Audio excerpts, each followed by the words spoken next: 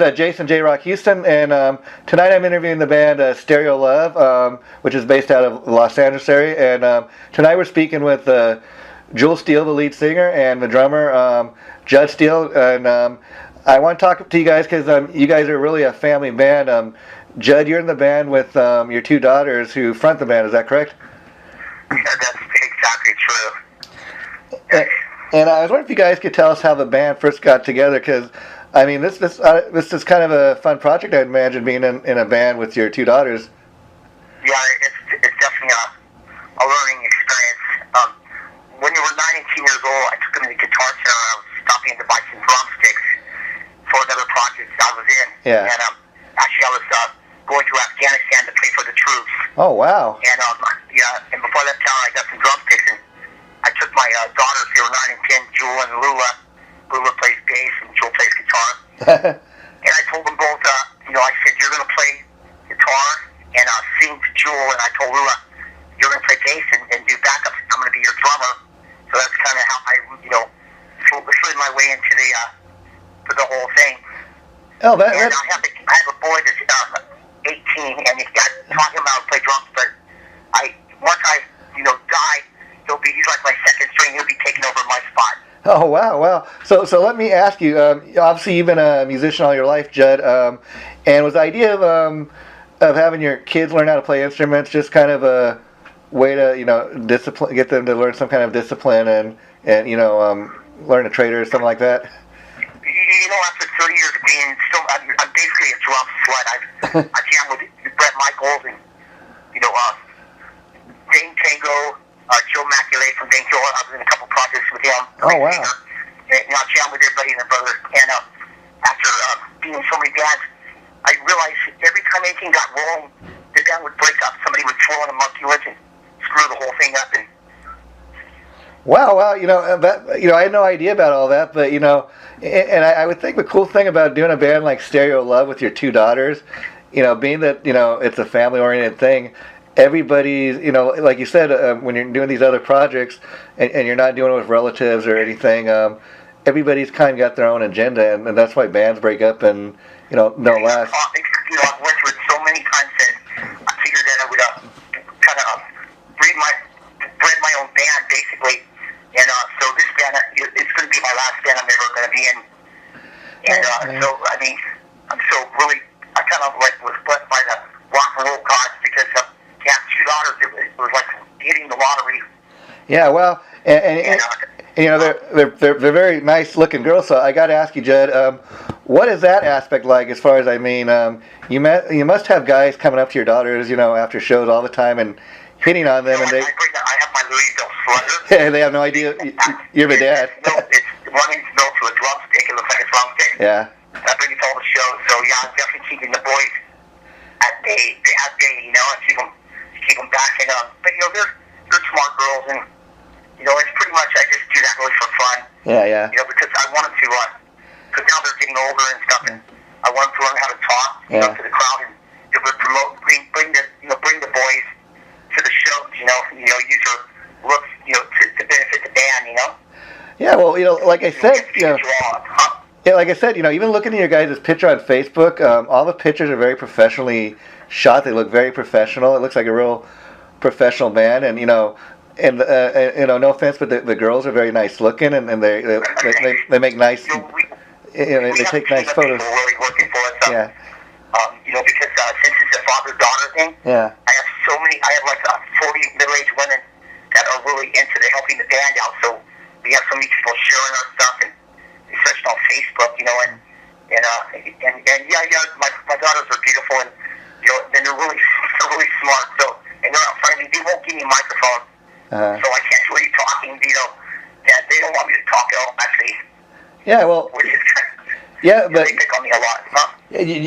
Even in the people that you do business, like book shows for you guys and that, you ever have people that don't initially know that you're the girls' father, and they come up and they think, oh, these are young girls, we can kind of they're naive and they don't know what's going on. We're in and out of the club so fast, because a lot of the places are they're underage, so we're usually they let us in, we play, and then we're out of there because they're under 21. They really don't have time to, to really get a chance to, plus I'm there all the time, I mean, how many fathers get to hang around their teenage daughters? Usually, teenagers don't want their parents around at all, but my girls like to be around, so I'm pretty blessed to be able to hang out with them and get to talk to their friends and everything.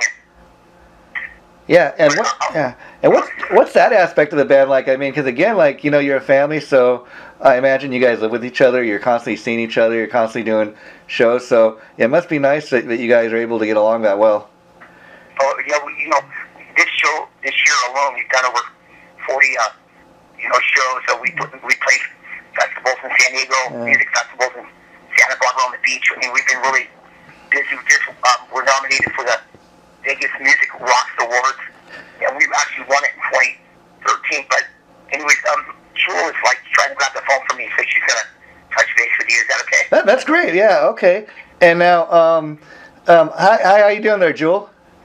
Hey, Jason, what's up? Well, great. Now, what I want you to know, Joel, when I contacted your dad via Facebook, the way I found out about your guys' band is I got a friend that's the lead singer of Hollywood Rose, and I understand you guys have a show coming up with them and Miss Crazy, so that's kind of how I found out about the band. And I then went and checked out your guys' Facebook page and know nothing about the band. I was pretty impressed with, like I said, you guys got a great look for the band, and then I listened to some of your tunes, and I would describe it as kind of like, got a little bit of a pop element, but there's also, a big rock thing going. So how would you guys describe your music? Well, we're trying to be an all-original band, so we're definitely coming out with new originals, staying up until 3 a.m., just me and my dad just writing songs that come to us. Mm-hmm. But we are definitely just rock and roll. We're sometimes indie rock. Yeah. It just depends on the song, but we're just like rock and roll, And, it seems like Stereo Love, that you guys could play with, a lot of different various types of, bands. So I think that's a cool thing you guys got going for you. Now, your dad is kind of a ringleader, I guess, of a band, but how involved are you and your sister in the songwriting? How is me and my sister? No, how involved are you guys with does your dad write most of the songs, or are you and your sister involved? No, I'm writing the song. Well, I'm not saying I'm writing them, but I'm, my dad throws in, I just have 25 songs of just, random lyrics. And when I actually want to start putting them together and having a melody, I would just be writing it. And my dad he comes up with the smartest little things to throw in, in between, parts of the song, Or, hey, Joel says in a verse and a chorus and a verse, maybe we should do 2 verses and then a first chorus, It's trying to change it up. Because he's really good. But, yeah, and then my sister, she really likes that heavy, music, Nirvana, Paramore. We have very different tastes in music. I mean, not that different, but, but Lulua goes in with the bass riff. Yeah. She just, goes off on herself. She's amazing, Well, and I was going to ask you, you kind of brought up an interesting point, being in a band with your dad, he's a couple generations older than you guys, so, right there, that you guys have different tastes in music, so you feel like everybody's, able to bring in their kind of taste and their influence into the band? Yeah, my dad showed me, I don't know if you heard of the recording, Spiders and Snakes. My dad showed me that song, because one day my mom, there was a spider on the ground or something. Oh, wow. She yelled out, "Oh, spider!" And my dad, something clicked in my dad's head, and he's like, "Oh my God," and showed me the song, and I was like, there's no way I'm singing it like that, but I totally changed it and made it into its own original version of how I thought the song, how I can play it, and made it rock and roll, So, yeah, even though we have different tastes, we all come together, and, we have What Do You Want? Well, that's Lulua's favorite song, because it's a very deep and not that heavy, but it's one of our heaviest tunes. And let me ask you, Joel, your dad's been a musician for many years, he was telling us, obviously. He's got a lot more experience under his belt, so I was curious, is Stereo Love the first band you and your sister have been in, or have you had other projects you were involved in? I think Stereo Love is officially the first band that me and my sister have been in. I mean, before it was Stereo Love, the name, just the 3 of us, it was 20 other names. before it became finally that one day. So people would like, I'm not saying make fun of us, they'd be like, who are you again? Are you this name or that name? Or are you Steele-Lua? We're like, no, we're Steele-Lua. We're not changing it this week, you know? Because we finally had it click, you know, at the name, you know? Yeah. Actually, it was our first actual band, me and my sister, was just me, my sister, and my brother on drums. So I guess Steele-Lua was our second band, just replacing the drummer. But yeah. Well, that's cool. And now, let me ask you: when your dad first took you guys to the guitar shop and kind of told you, "I want you guys to learn how to play these instruments," were you really into it, or you kind of like, "Dad, we don't really want to do this"? Well, to be honest, when he took us to Guitar Center to go pick out sticks, I was really bored, so I picked up a guitar and acted like, all those movies that I watched. I acted like one of those guitar players in a movie, strumming my guitar, and I was totally into it. I was only 9, so, I can't imagine how ridiculous I looked. But my dad found me, and he was like, oh my God, you look good at what you're doing. I want to teach you guitar lessons. And at first, I was like, okay, that sounds cool. And then just like after a couple weeks, I'm like, Dad, I'm tired, I'm bored, I want to go play outside, I want to do something else, because I'm 9, I don't want to be, sticking to the strings with my fingers. I want to do something, crazy or whatever, But then after a while, he didn't force me. Well, I guess you can call it force, but just a little bit. But he told me just do it and it'll totally pay off. And guitar was the best thing that I ever was forced to do. You know what I mean? To learn. It's the best thing I ever learned in my life. Sometimes your parents, believe it or not, know best. Now, let me ask you, how hard is it to play guitar and sing at the same time? Did that take you a while to learn to do? Well, I started guitar at 9, and then I started singing just like, the same song at 11. So I started guitar 2 years before I was like, hey, maybe I'll sing songs, I didn't start when I was born. I didn't start singing right when I got born, like some people, start singing at 3. But one time I was just like singing a popular song when I was 11, and my dad's like, you sound good. I was like, really? And I was 11, and I looked at videos, like last night. I looked at old, past videos when I was 11 of singing, and I sound like Mickey Mouse. But my dad's like, you're something, in you that, I know that sounds rad. So keep singing, you'll grow out of it, just keep singing. And I'm so glad I started singing, because I really love it, and learning guitar and singing, at first it was difficult, but I'm glad I started playing guitar first, just getting that rhythm, and then having singing at the same time is And I got to tell you again, just having kind of accidentally discovered your band, anybody who goes on the Facebook page and listens to your tunes or check out any of your videos, you guys come across as really professional. But now the interesting thing, like we were saying, is your dad's the one in the band that's got the most experience. So I got to ask you, when you guys did that first show, A Stereo Love, what was that like for you? What was that? Because that must have been kind of an amazing feeling, your first professional gig, Yeah, our first show, I think it was, I'm not sure if it was a park or Kulak's Woodshed. I'm pretty sure it's Kulak's Woodshed. It was pretty amazing. I mean, I already started maybe a year or two just doing it solo, just learning how to do it by myself before getting a drummer or a bassist in the band, just playing songs and stuff. But having a drummer behind you, and one like my dad, is he's running the train. It was the most amazing feeling when I played in front of a crowd. And even though I probably sounded really bad, but I was just I don't know, at first, when I look back at myself, I'm not calling myself nuts, but I'm like, wow, I had balls, really, Oh yeah, I some mean, videos of me, I'm like, and every day of the summer, one summer I made a lot of money just playing out on my street corner when I was 12 or 11, and I would just sing and look at people, and then at the time, I don't know what I was thinking, but looking back at it, I was like, oh my God, I had what was up with me? I had balls or something, I mean, that's so true. I mean, you're talking to a guy that here. I'm not a musician. I can't play a musical instrument except for a few keys on the piano. But other than that, I tip my hat to anybody that it's got that ability to jump up on stage and, entertain people. So, you got your first little taste back at that first gig, and you loved it. And I would imagine since then your ability in playing and singing has gotten even better, because you guys are still doing it. And just listening to the tunes you have up on your Facebook page, like I said, I'm pretty impressed. And you guys, Thank you. And his sister just showed up, Lulua Steele. Yeah. And Do you want to ask her a couple questions, or? Oh, yeah. Is that your sister? Yeah, it's my sister. Oh, sure. You can let her come into the conversation. That'd be great. The bass player. Here's Lulua. Oh, hi, Lulu. How are you doing? My name is Jason, and this is an interview for an online magazine called Chaotic Risk. How are you doing tonight?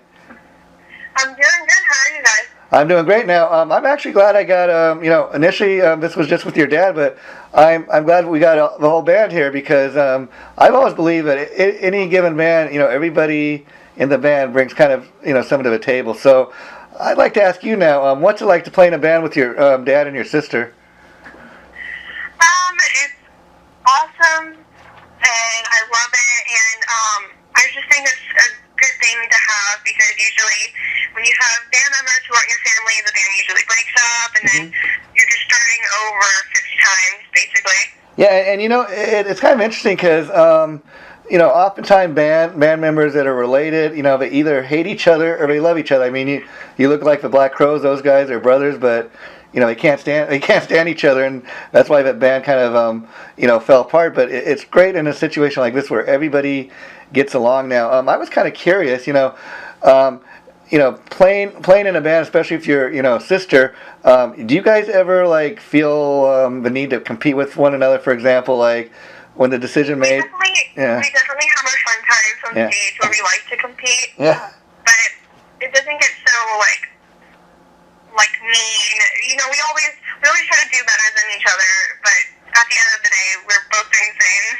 I mean, it's healthy competition, I guess is what you're saying, but I guess a good example of what I'm asking is when the decision was made that she was going to be the lead singer, was there any jealousy there? Why does she get the front of the band? Or was it kind of just, she's got the better voice?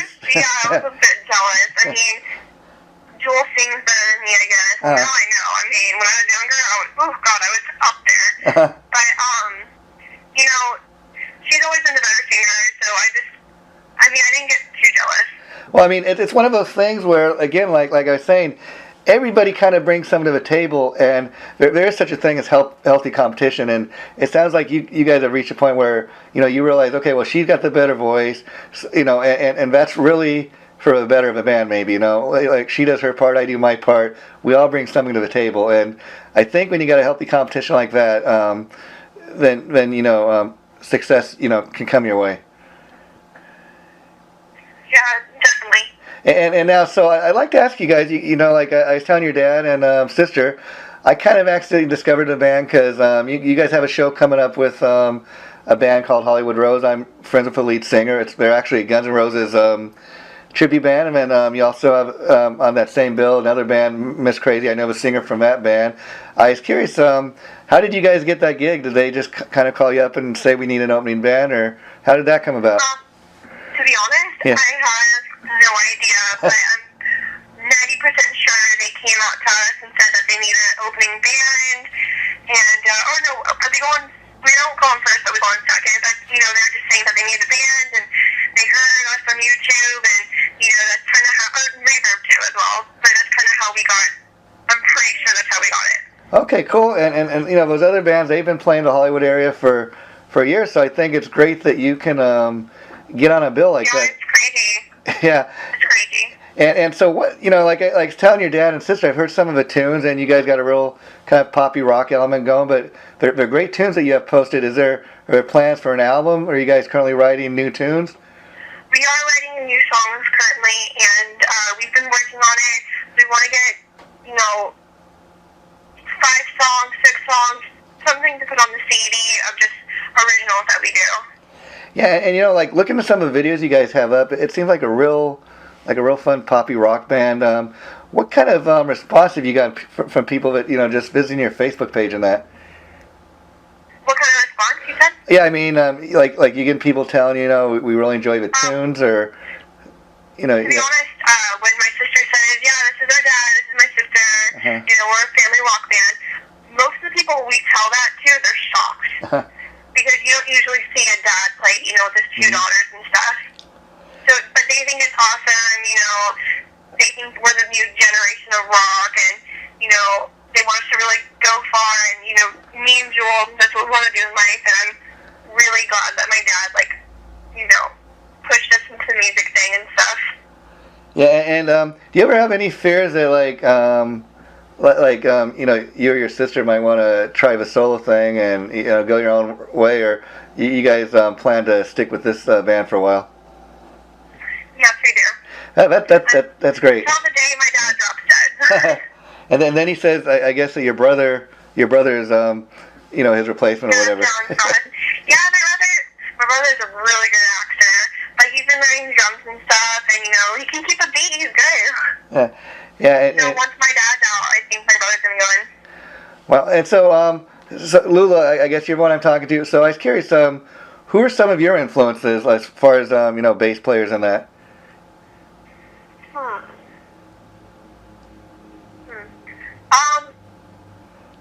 I don't know if I look at many bass players, but to be honest, I like writing songs even though I can't sing them. Yeah. But some of the, musical influences I get from people who write songs is like Haley Williams from Paramore. Like, I definitely look up to her. Cassie from Flyleaf, Okay. she's amazing. And, I definitely get my writing influences from them. But from playing bass, I think my granddad was my biggest influence. Oh, cool. And so, we were talking earlier that out of all of you guys in the band, your dad's, been doing music the longest. So, I was kind of curious, how big of an influence was he in you learning to play? Oh, my dad. Well, ever since, I was growing up, he was always in bands, always playing shows. Maybe it was like 9, 10, I'd see him play at the Key Club, everywhere in Sunset, Roxy. Like, I watched it all. I was always there. And just seeing him on stage, doing what he loves and stuff, and it just seemed so much fun as a kid. And during Christmas, he'd go out to Afghanistan and play for the troops, and that's something I wanted to do.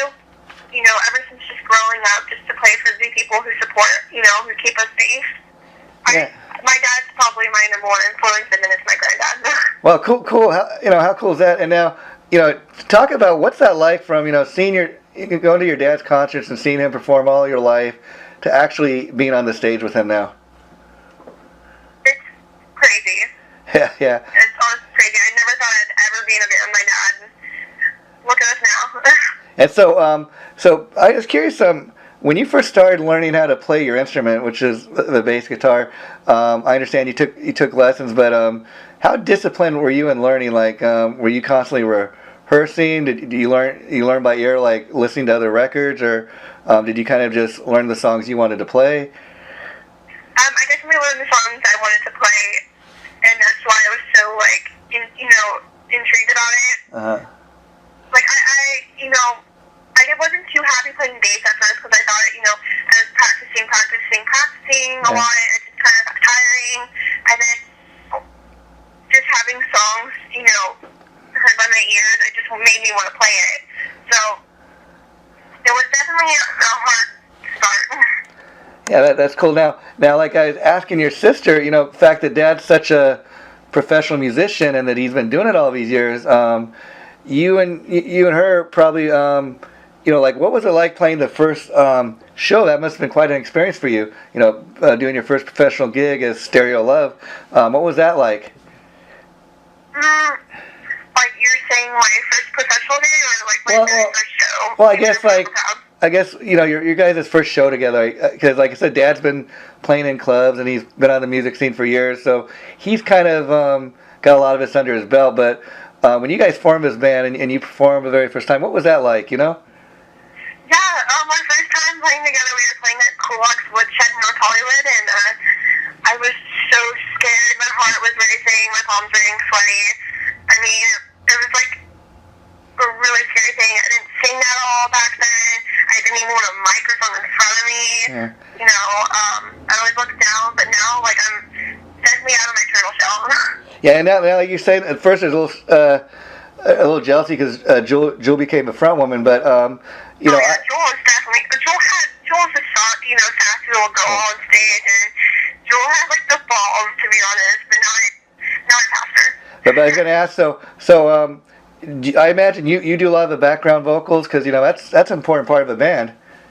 Yes, I do. Yeah, and okay, so so what's going on with the band now? You guys gigging pretty regularly, or just does it depend when the gigs come up? We have a lot of gigs, that come up. So, I mean, it's like a non-stop, routine where we're trying to fit new songs, drop some songs, have lots of gigs, work on our YouTube channel or Reverb. It's kind of like a non-stop thing. Yeah. And I'd like to ask a little bit about, like the music videos too, like on your YouTube channel I've seen. They're really professionally shot. Can you talk a little bit about the videos? Because again, I look at the stuff and it doesn't seem like, just a, mom and pop band, out of your bedroom, if you know what I mean. It's very professionally done. Thank you. Yeah, our most professional video that we did a year ago is called Straight Up, and it's an original written by Jewel and the co-writer. And it's just, telling someone how they like them and they don't need to change for anyone. And when we shot that music video, it was so real, and it was awesome, and we want to do more music videos like that. And were you at all surprised at the number of people that, just go to your YouTube channel and check out those videos? It's awesome. Yeah, I mean, how cool is that? And does, doing the band, like, are you and Jewel still in school? Jewel is currently homeschooled. Okay. I'm a senior in high school, so I wanted to go to school, stay at school and just finish out my year and, graduate on stage, prom, yeah. And so does that ever get in the way of you guys doing gigs? Like, did Dad say, I want to do the band with you girls, but, school comes first? Or has that been hard to, concentrate on school and doing the band? It's been a little tricky, but, usually our shows are on either a Friday night or Saturday, and I just do my homework on Sunday. I mean, my dad definitely wants me to keep my grades up, but at the same time, for myself, I want to start playing bass. I want to get noticed. I want to become famous. I want to be a well-known female bass player. Well. My goal in life. Yeah, and I'm kind of interested. I think it's cool that you guys are a trio. Obviously being mom, dad and his two daughters. But did you purposely not want to have like a second guitar player in the band? Because I think it really, makes it have a little bit of a edge to the sound. More. Yeah. Yeah. We haven't really talked about it, but I don't know. Things change. Yeah. And I gotta say, when I heard the name, when I seen the name was Stereo Love, I thought, what a cool sounding name. How did you guys come up with that? There's a woman who makes JROCK guitars just for girls, and her name's Tish. Okay. And me and Joel, when we were younger, we were playing with her daughter, and she just came up with the name, and we all heard it, and we were like, hell yeah, like we liked it. So we just stuck with that name and stuff. And so, let me ask you, Lulu, like, there's positive about being in the band with Dad, but does he ever like, does it ever bother you, like, if guys come up to you and are trying to talk to you and he's like, hey, that's my daughter? What's that like? Well, we play a lot of professional gigs, so our older guys, like 21, like 40, so it's not usually the young guys, talking to me, it's the creeps. Yeah. But a lot of them are so nice, but there's some creeps. Well, I think on Dad's behalf, that's the cool thing that you might have a creep like that come up to you and try to put a move on you guys, and then they have no idea the drummer in the band is your dad. And he's like, hey man. That's so cool. Yeah. And so, do you guys kind of self-manage your band and like? Yeah. Oh, that's cool. That's cool. And so, I really enjoyed talking to you. And like initially, I said I was just going to talk to Dad because that's what he said he wanted to do. But I'm glad I really got to talk to all of you guys because I really got a chance to kind of have each member of a band tell their story. Is there anything you want to jump in here, Judd, and say before we end this? Let me have my sister go get done. Okay, sure. Here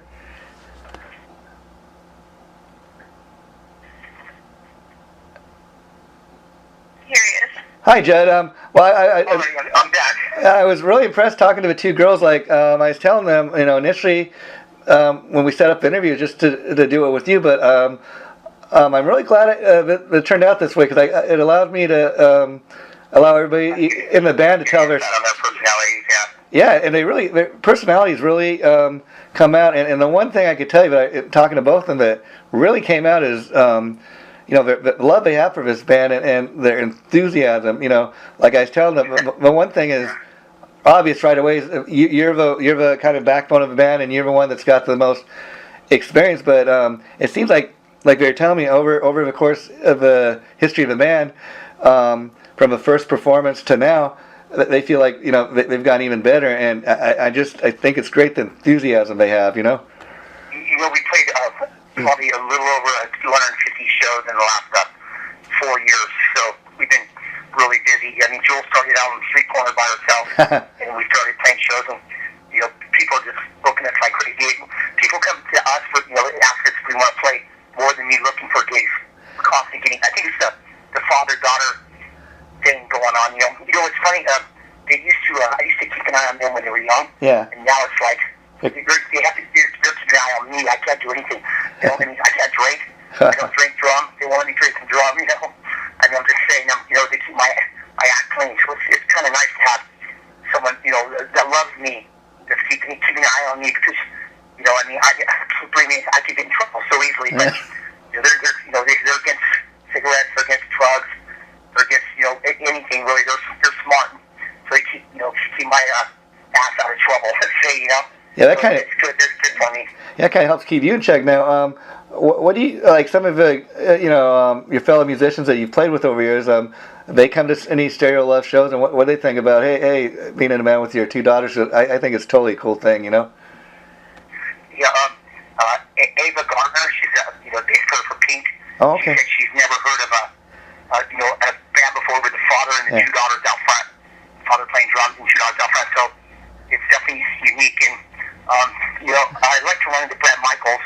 Again, I haven't seen the guy forever, but I met him at a house party in 1984, and then we clicked, and then I'm with so many bands, and I don't write songs, so when I moved on to a new band, I was lucky if I took anything, besides my drum set. So that's I found me was standing out of so many projects, and then the band started breaking up. Yeah, we kind of I kind of touched on this with the girls as far as the songwriting. Jewel said like she, being the singer, she does most of the songwriting as far as the lyrics and that. But being that like you said you're a drummer, typically write songs. Was that? I could throw words in there. See, the problem is, neither of my girls had boyfriends yet, and neither of them even drive a car. Yeah. So as far as like life experiences, they haven't had very many. So just lately they've been coming out with new originals that are getting better because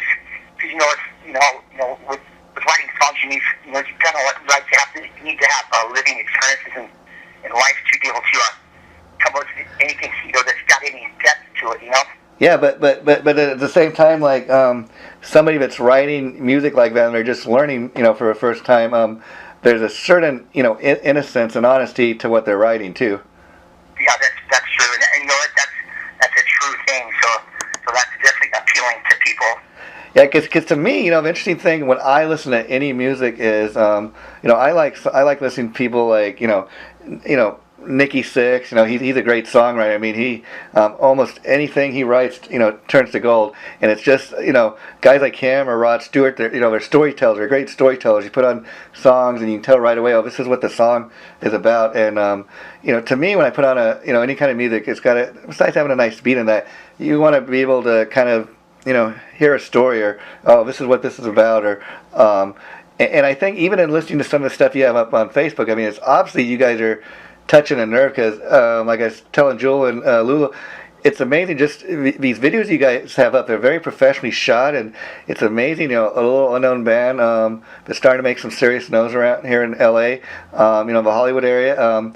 Just the number. We're playing December 20th with Lit Soul and Miss Crazy Vienna, Hollywood Roses. So that's definitely, we're looking for it, because it seems like we're getting better gigs now, and you know, as you get a little older, it's funny because, you know, it's so true when you're kids, nobody really takes you seriously, but as they turn into young women, you know, people are starting to take us more seriously. And Lula, on the bass, I've never played with a better bass player. She never misses a note. She, you know, she plays with her picks, she plays with her fingers, she plays stand-up bass, but when she plays, she walks away and she's got like 3 or 4 blood blisters on her fingers. She plays so hard, so solid, and she plays that Nick knock-off Thunderbird bass that Gibson puts out. Gibson actually stopped by her house and gave her the bass for free. So, you know, the word is out on my girls, and I'm so proud of them. Yeah, I mean, I'm definitely a proud papa, you could say, you know. And like I tell the girls, you know, in almost any given band, that's why it's cool that we got to talk to everybody in the band tonight. Somebody, you know, everybody in the band, I feel, always brings something to the table, no matter how minimal, you know, their influence into the band might be. And I think it's kind of cool, in looking at the videos and stuff, it's obvious everybody does bring something to the table here, but I think it's cool that you kind of stay in the background and you let the two girls shine, because they really are the focal point of a band, even if you're just looking at the videos. Because I really don't want to talk, to be honest with you, man. I like to just be visual. I'm a visual kind of guy. Yeah. And, you know, but I want them to, like, right now, this is great, they're talking to you, because I want them to get used to, you know, talking to the public and, you know, promoting themselves and be able to get used to it, you know. And especially Jewel, because she's a lead singer, she's got to talk to the crowd, you know. And at first, you know, when she was, you know, 11 years old, it was rough on her, because I was saying talk, you know. But I'm always back there, like we're playing live shows. I tell her, you know, give a shout out to, you know, maybe a band that's there, or you know, say, you know, make sure you tell the, you know, tip your bartenders. I'm always like, you kind of whispering things to her, to say, I still am to this day, till they're able to, you know, get it themselves all together, you know. Yeah, you know, and it's interesting, like the gig you brought up that you guys have coming up. That's actually how, I don't know if I told you, that's actually how I discovered your band, because I know the singer Marcus from Miss Crazy, and I know Colby from Hollywood Rose. I've been friends with those guys for a while, and so I seen they had this gig coming up, and I seen that you guys were one of the bands on the bill, so I thought, oh, I'm gonna go see if this band's got a Facebook page, check out what they're about. And interesting thing. And interesting thing enough, you know, you guys, I said, got a nice little poppy rock element going. But out of all those bands, like I do think you guys are a little different than those other two bands. But I think anybody that goes to check the show out that night, it's going to be a nice discovery. Like, oh wow, I never heard of this band, but man, they rock the house, if you know what I mean. Oh, that's great. Are you going to be there? I'm going to try to be there. I don't know. It depends on what day it falls. You know, I got to check my calendar, my schedule. But yeah, it's a Saturday night. Yeah. Oh, okay. So we're the first band up. We go on at 9 o'clock. Wow. So, but, you know, we feel there's 4 bands, but we feel blessed just getting a chance to get in there. You know, thanks to Rock, you know, from Lit Soul, the singer. Yeah. He's the one that you know messaged me on Facebook and said, "You guys want to do the show? How many people can we bring in?" So, you know, we're really having to push this show because we want to, you know, because we really don't want to do the pay-to-play thing. Yeah. You know, the pay-to-play thing is just, it sucks, man. So we've been getting away with that for a long time now. We want to see if we can start getting big enough draws where we don't have to, you know, people have to play without having to pay, you know? Yeah, and you know that's I'm glad you brought that point up, because a lot of the bands, that's what even these tribute bands, they have to do what's called pay to play, which is you know the club owner will give you like a certain number of tickets, and you give them away for free or whatever, but you got to guarantee you can pack the house or you don't. And you know what? You know, I've done that before. Yeah. You know, I've opened up for Ian Day and Bluish, Colt, and Night Ranger. I mean, wow. I've opened up for everybody, and at the end of the day, the bands that I played with, we always ended up eating it at the end. You know, we might be able to sell half our tickets, but we always gave half of them away. Wow. And we would take a loss, you know, because some gigs at the Roxy, you know, for like a support slot, it's a 10 o'clock slot. You know, they want $1,200, you know. Yeah, it's ridiculous, you know. And how do you sell, you know, $1,200 in tickets? I mean, you know, I hate to ask people to buy tickets. Really, I like to give away to my friends, you know. I mean, yeah, it's kind of sad when you can't even give these tickets away to people. You know, about you know, you give them away, and they you know, they don't even show up. You know what I'm saying? You know, and I don't think they're mad at anybody because you know there's so many bands, and it's hard to get anybody off their ass, off the couch. You know, to even come out on a Friday or Saturday night. Yeah. The weekends, you know, and especially my friends, because all my friends are older, and they've all given up on their instruments, and they're married with kids, and they just don't want to do anything anymore. So that's why I'm really relying on younger crowd. You know, the last 150 shifts. Every time I play any place with any of the bands, I'm always the oldest guy there. Yeah. And the whole, I'm looking out at these music festival. There's like 300 kids out in front of us. Yeah. I feel blessed because I've kind of reinvented myself. You know, Jewel's 16, Lulua's 17, and I'm feeling 18. Yeah, that's. You know what I mean? I'm lucky. That's cool. Now I got to ask you about you know, Miss Crazy and Hollywood Rose. You know anything about either of those bands? Because they've been on the scene for quite. Well, the singer. Yeah. You know, I just hooked up with a couple of them on Facebook from each band. You know. Because which is but I don't really know. I checked out the Facebook page for Hollywood Roses, and you know they have like 300,000 likes on there. You know. Yeah. So I was like, wow. And the funny thing about that is when you consider the fact that it's not even an original band, it is Guns N' Roses tribute. And no disrespect there, because I've checked the band out a couple times live. Like I said, I'm friends with the singer, and he was actually at one time in Steven Adler's band when he was trying to get his Adler's Appetite off the ground. And right, no way. Oh, that's cool. And so. In doing the tribute thing, Colby has, you know, gotten his name out there. He's really been quite successful at what he does, and I saw all over the internet. I checked out some of their videos. Yeah. And they're actually playing the House of Blues. They go on 12 o'clock, you know, midnight, New Year's Eve at House of Blues. I mean, is that a killer gig or what on Sunset Boulevard? You know. Yeah, and the thing I got to tell people, you know, people, they say, you know, they trash these trippy bands and that, but like Hollywood Rose is one band that they're very professional at what they do, and I'll never forget the first time I got an invite to come see the band perform, and I had to pinch myself for a minute because not just Colby was singing, but the whole band, they looked the part. You know, it looked like Axl and Slash on stage from 1987, and that's probably as close as you're ever going to get. To see a concert like that. Really, you know, I teach my girls that all the bands, it doesn't matter, you know, if they're tribute or the original, whatever, we're all in the same boat. You know, and we're all doing it, and I, you know, the tribute bands make money. Yeah. So basically, what we're doing is we're playing for the love of it. So you know, if we do get a song on the radio and we ever do make money playing concerts and stuff, that definitely will be like hitting the lottery because there's so many thousand bands out there. That's why I was hoping me being with band with my $2, it would give us some kind of little niche that you know, would be different than you know your average, you know, bunch of guys trying to play original songs and never going anywhere. You know, it's a drag. But the people that play covers, you know, you got to hand it to them because you know if they have any kind of a business mind or sense, they're going to be making money. You know, it's just straight up. You know, a tribute Guns N' Roses band will definitely draw more people than any original band, really, unless they got a hit song on the radio, you know. Yeah, they got a built-in audience, if you will. And again, for anybody that's not ever seen a band like Hollywood Rose, it's more than just guys doing covers. I mean, they dress the part. I mean, you look at the singer, and I saw the video. Yeah, they do. They look great, man. Looks like Axl Rose. Yeah, they're so like on it. I thought, you know, I was amazed by them. You know, really.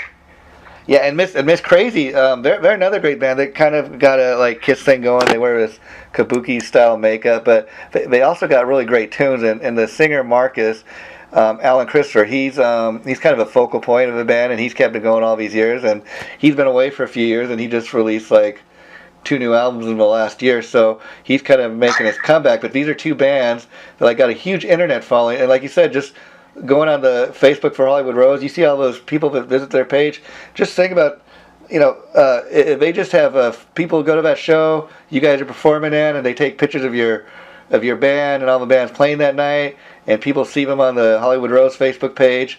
You know, that's going to help the fan base grow. Is Miss Crazy? Are they original? Oh yeah, they're original. Like I said, they're an original act. I know Liz Soul is. Yeah.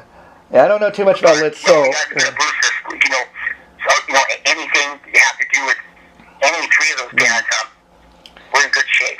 Yeah, and I could talk to you all night, Judd. Before I let you go, I want to ask you two more things. Like, I thought it was interesting when I was talking to Lulua, like I was asking her, who are some of your bass influences? She gave me a couple names, but she was telling me, basically, when I was first learning how to play the bass, I kind of just learned the songs I want to learn how to play. And, that's kind of, maybe it's because, like you said, she hasn't been around as, many years as some of these other, bass players that are on the scene. But I think that's kind of a totally cool, approach to just, because then you don't sound like everybody else, and you kind of just, it kind of helps you to get your own style. I turn on to Steve Harris, Iron Maiden, Bigler, and Nikki Sixx. Those were the two that I said, to see Steve Harris, his playing ability, and then Nikki's style, Yeah. And I don't know if you've seen Lulua play, but man, she's got a great style, man. It's unreal. But hopefully you'll be at the show on the 20th. I'd love to meet you in person. Yeah, I'm gonna do my best to be there.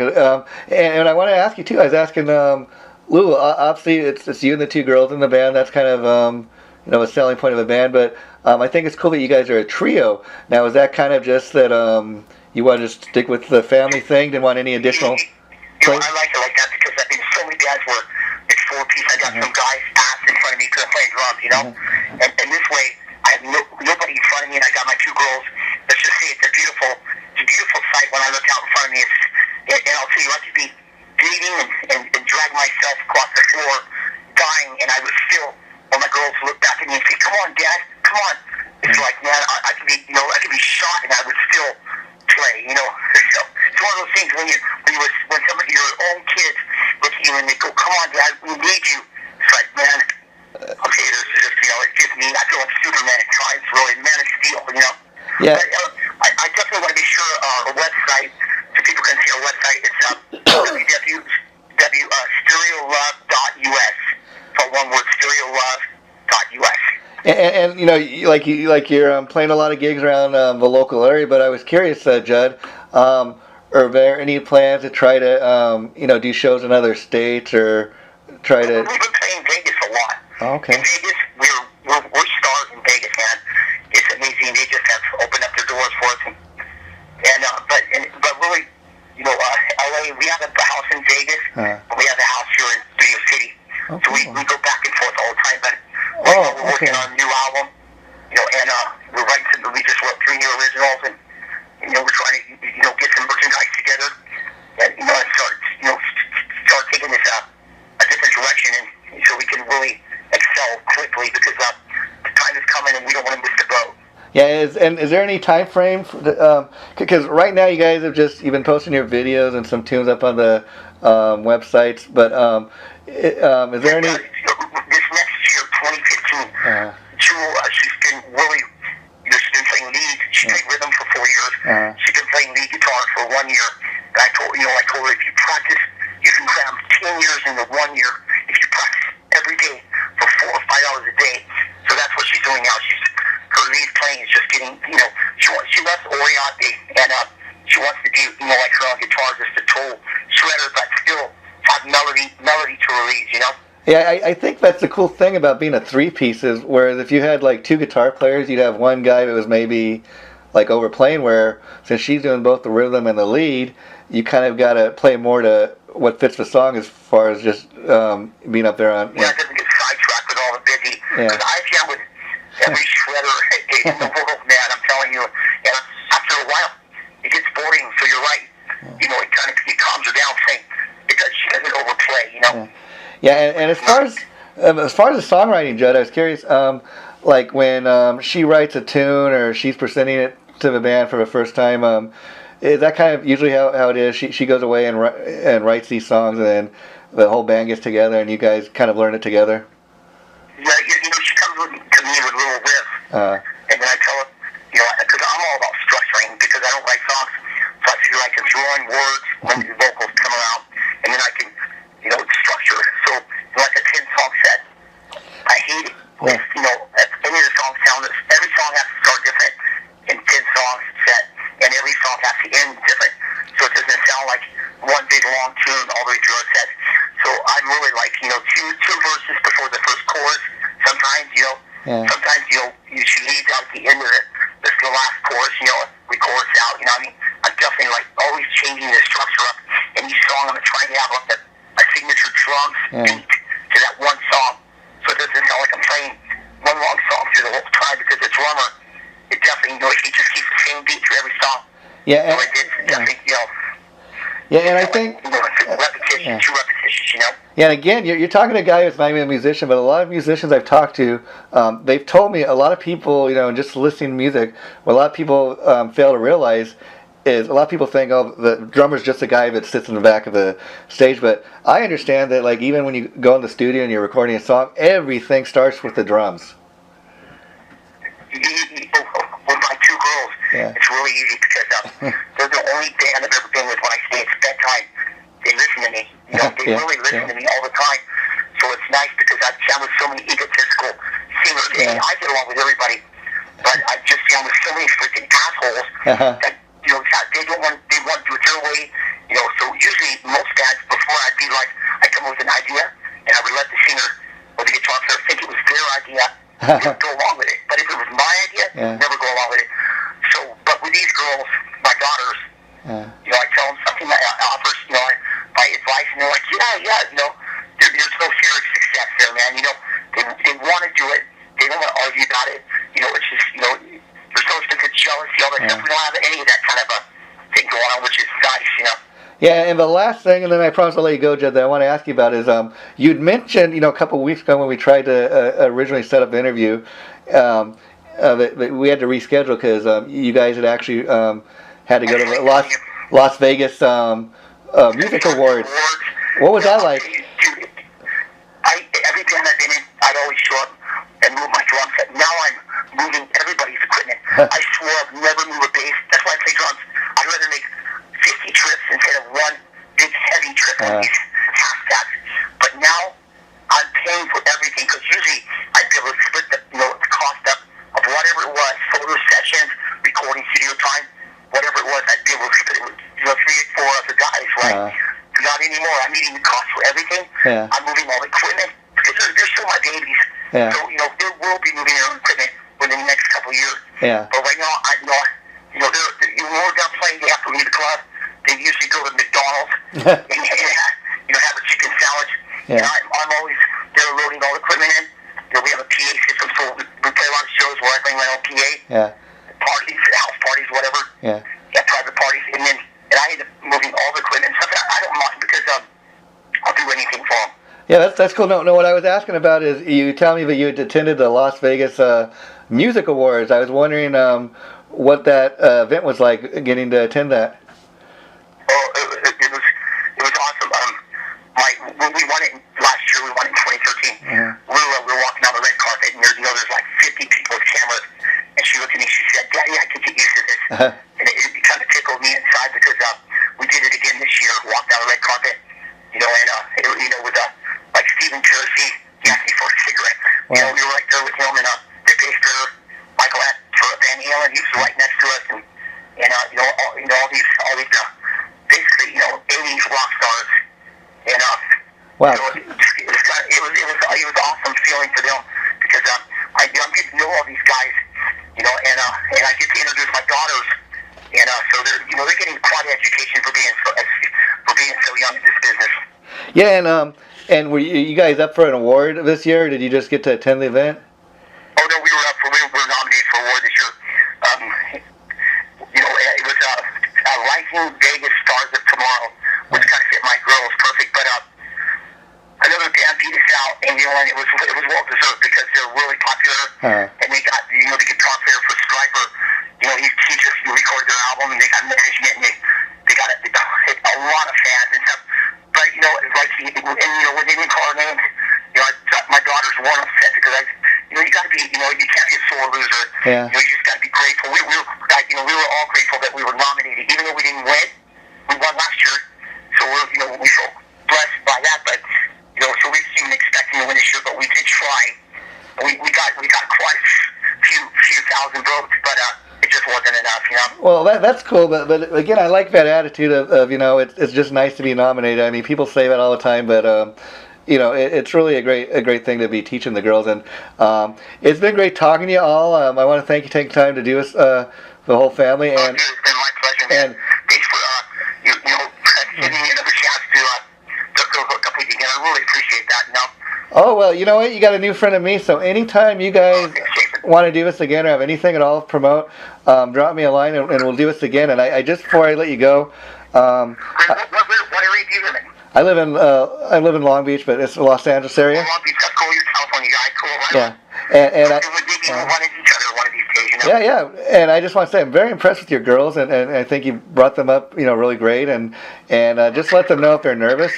Let them know if they're nervous that they really came across great in the interview. And last thing I wanted to say is shoot me. It's good experience for them to talk to you. But they really came across as good, and what I liked about it is they're real honest and talked from their heart, and that makes a great interview. And I think you guys, when you listen back to this, you will hear that. And the interview itself will go up in probably about a week. But if you do me a favor, when I get off the phone with you, and shoot me over your email just to make sure I got it again, and I will. I'll message it to you. And I will send you guys an MP3 file of the interview we just did, and you can listen back to it before it gets posted. But All right, man.